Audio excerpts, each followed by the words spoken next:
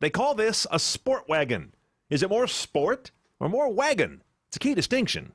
What if it's only a vague smattering of both? Let's drive the 2012 Acura TSX Sport Wagon and check the tech.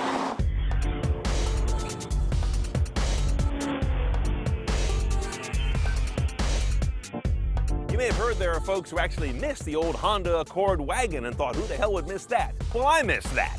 And this is a very close example of what it would be today. In fact, this TSX Sport Wagon is called the Accord Wagon when it's sold in Europe. It's very much the TSX with a tidy little wagon compartment molded on the back. Very faithful to the lines otherwise.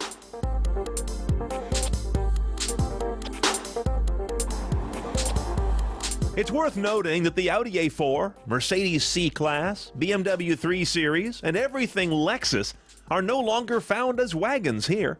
Acura's either way out in front or a little bit behind. Well, not much changes inside these Acura cabins. You've seen this big old bosom thing here with the, I'm not going to say it, right there on the front. Lots of buttons. That's an Acura thing. They seem to have brought the number down a little bit, but not enough so that you don't go, wow, that's a lot of buttons when you first get in this car. What hasn't evolved quite so much is that navigation interface. It looks the same as it has for ages with minor improvements, but it's still a little bit on the Fisher-Price side to my eye. It doesn't befit this high-tech sort of urban elegance that you find in the rest of the cabin. But the key is, how does the voice command work? Let's take it for a tour. After the beep, please say a command. Navigation. How would you like to... Address. Would you like to find... City. After the beep.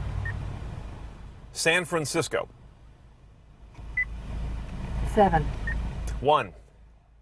You get the idea. It's fairly good at recognizing what I say, but notice every single piece of data is another beep response sequence. The better nav systems now, particularly in some of the German cars, you just blurt it all out.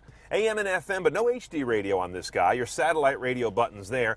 Here is your optical disc and hard drive toggle. 15 gigabyte hard drive built into this thing, already becoming passé, to be honest. And under aux, you got the good stuff. Bluetooth streaming, your iPod or USB connection in here. You also have an aux jack you can hook up to.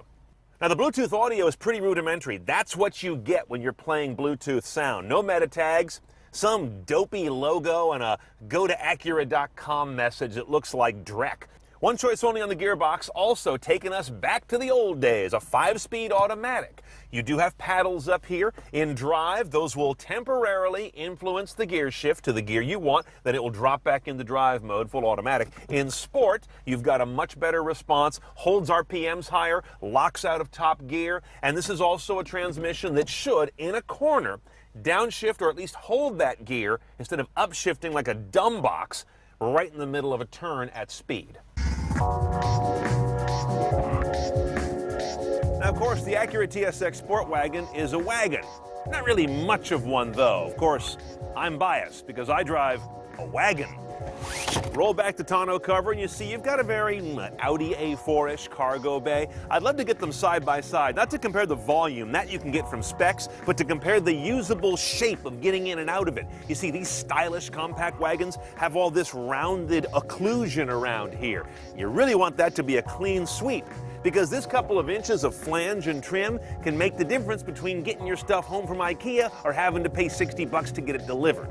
Now, you've got tons of little smuggler's boxes all over the floor here. A little one here, one like it on the left. Here's this big one in the middle, big deep well there, and then within that, you've got another compartment of compartments. So lots of places to put small things so they aren't flying around. That's a good thing, but I'm concerned about big things. Now, here in the hood, before we even get to the engine, let's get to the outrage. You can't get Honda's rather excellent corporate V6 in this car because it's a wagon. There's some real bad bodyism going on here. The sedan will let you option into the bigger motor, but this one is stuck with the 2.4-liter side saddle inline 4. Perfectly good motor, just a hell of a lot less of it. 201 horsepower, 170 foot-pounds of torque. Moves this 3,600-pound car to 60 in a perfectly fine 7.5 seconds, but perfectly fine. The MPG on this car is a meh for a 4-cylinder 2230.